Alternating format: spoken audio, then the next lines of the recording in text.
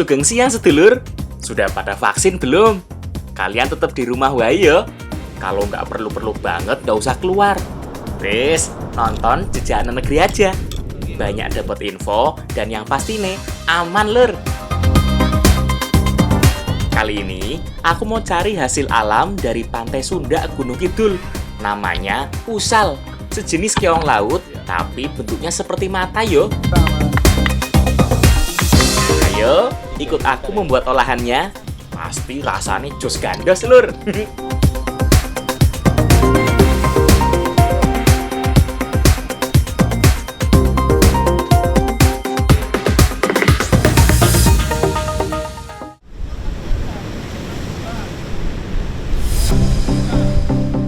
Halo sedulur. Balik lagi ke program kesayangan kalian. Masih ingat dengan aku toh? Namaku Aryandra Luki, biasa dipanggil Andra. Aku akan ajak kalian jalan-jalan ke Kabupaten Gunung Kidul, Yogyakarta. Yo pasti ini jalan-jalan yang bermakna yo. Apa sih yang ada di benak kalian kalau denger daerah Gunung Kidul? Pantai toh?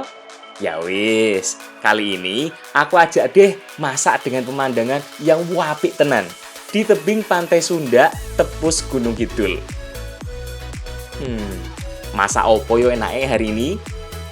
Kayaknya dengan pemandangan seperti ini cocok ki kalau kita masak menu makanan laut. Namanya jangan bening usal atau disebut juga sayur kelotak. Di Gunung Kidul, kuliner yang satu ini harus menggunakan keong laut, yaitu usal. Bahan-bahan yang harus disiapkan juga sederhana kok lur. Nggak susah kalau mau dibikin sendiri. Yaitu usal pastinya, bawang merah dan bawang putih, bayam dan garam. Sederhana toh? Langsung wae, kita mulai masaknya. Kali ini aku dibantu oleh Mbak Fona untuk memasaknya. Urusan Mbak Iva bumbunya aja. Kalau aku ya jelas, bagian ngurus usalnya. Sebelum diolah, usal harus direbus dahulu agar mengeluarkan aroma khasnya serta mempermudah pengambilan dagingnya. Mbak, saya masukin semua ya. Selain membuat lunak daging usalnya, merebus usal ini pun nanti airnya dimasak untuk mendapatkan kaldu dari usalnya. Merebusnya kira-kira 15 menit hingga aroma khas yang menjadi kaldunya bener-bener keluar. Ditutup ayo, biar cepet matengnya. Sambil menunggu usalnya empuk, kita intip wae persiapan bumbu Mbak Iva. Bawang merah dan bawang putih dihaluskan terlebih dulu. Ojo lali, garamnya masukkan juga ya. Ulek hingga benar-benar halus. Oh, tadi diulek ta. Nguleknya hati-hati ya, penuh kasih sayang. Nah, pas banget iki, usalku pun sudah mateng. Terlihat dari mata keongnya yang sudah mulai longgar dari cangkangnya. Oh, panas banget. Bumbunya sudah cukup halus ini. Sekarang kita tumis dulu bumbu-bumbunya. Tumis sampai bumbu harum dan warnanya berubah kecoklatan. Barulah kita masukkan kaldu usal. Secukupnya wae ya lur. Nggak usah kabeh, nggak usah semuanya. Nanti malah meluber kaldunya. Barulah usal dimasukkan perlahan-lahan. Tapi pasti pada penasaran toh, kenapa disebut sayur kelotak? Ternyata iki alasannya. Sampai warnanya ganti gini.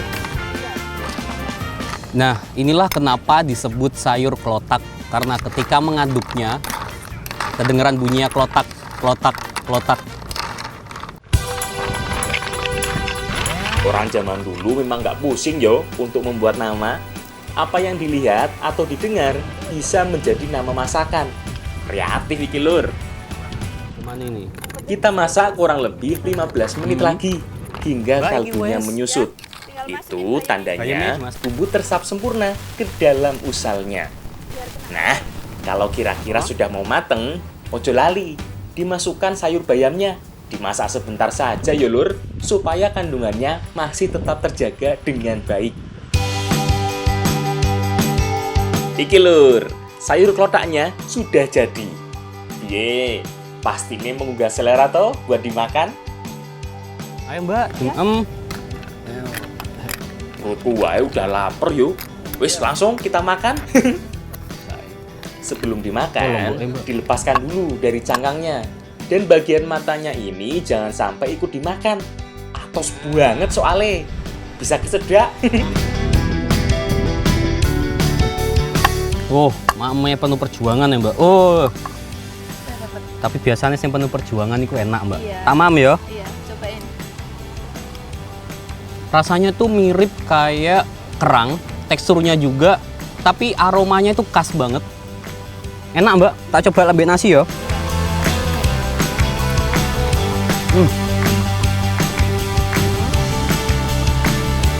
Jadi makin lahap nih aku makannya.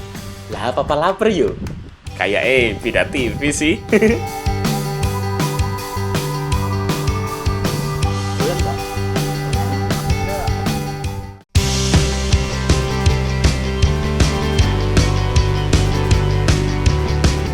Pantai di Gunung Kidul iki memang jos gandos yo lur. Jadine pengen berenang, main-main di pantai. Eits, tapi aku kesini kan mau cari usal yo. Yuk kita cari aja. Aku udah bawa alat penyongkelnya. Cuaca juga mendukung iki lur, gak terlalu panas. Yuk kita cari-cari. Memang jika pada kerang, warna cangkangnya akan menyerupai karang. Jadi yo mesti teliti ki.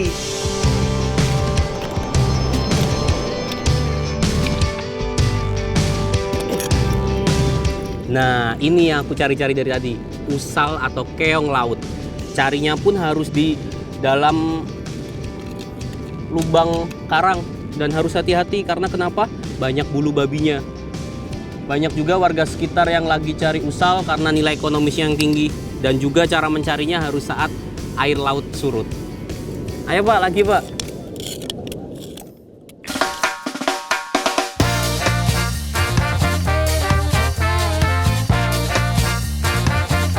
Di beberapa daerah, usal ini disebut juga sebagai mata lembu. Karena bentuk dalam sebagai alat pelindungnya menyerupai mata lembu atau sapi. Usal sangat menyukai tinggal di terumbu karang yang ditumbuhi rumput laut yang menjadi makanan utamanya.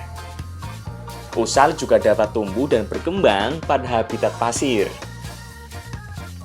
Nah, saat surut, paling mudah untuk mencari usal karena ia akan terjebak di dalam lubang karang. Jadinya yuk, kita hanya tinggal mencongkel seperti ini. Wah, wis banyak juga iki.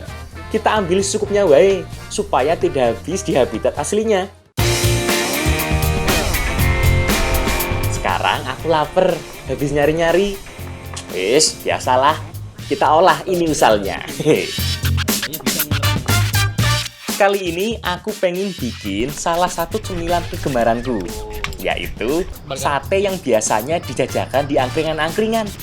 Nah wis, kita bikin wae sate usal bacem. Pasti enak empol iki.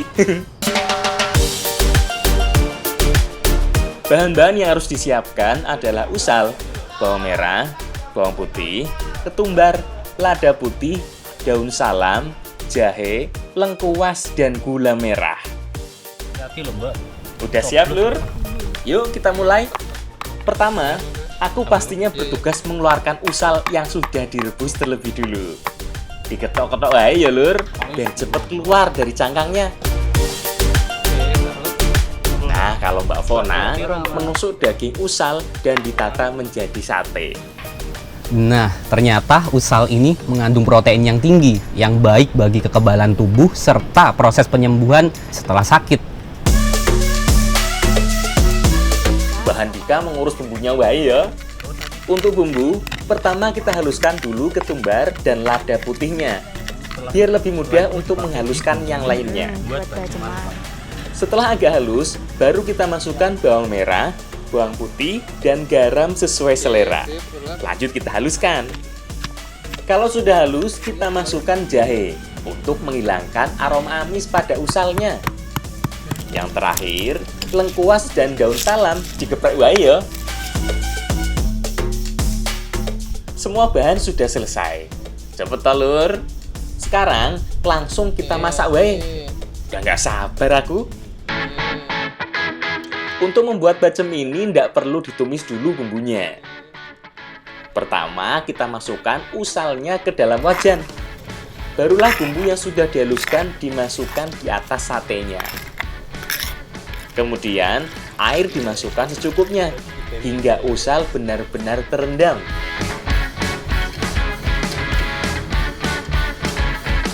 Ojo lali, yang bikin mantep yo iki gula merahnya. Sudah deh, tinggal kita tutup pakai panci agar lebih cepat matang dan aromanya dapat langsung meresap ke dalam usal. Tunggu sampai mendidih. Nggak lama kok lur masaknya, 15 menit wae sampai benar-benar menyusut airnya. Kalau begini sih perutku langsung bunyi. Tunggu sampai benar-benar menyusut ya. Sesekali dibanjur ke seluruh daging usalnya juga. Asik, wis mateng. Udah gak sabar aku pengen nyobain sate bacem usal ala Chef Andra. Disantap sambil ditemani oleh teh manis hangat iki, jos banget ya lur rasane. Rasa dari usal bacem ini itu manisnya khas bacem banget. Dan nggak ada amis-amisnya karena ada jahenya. Ketumbarnya juga kerasa banget. Ayo mbak, diambil lagi mbak. Pokoknya lur, kalau kalian ke Gunung Kidul harus nyobain olahan usal ini. Dijamin enak pol.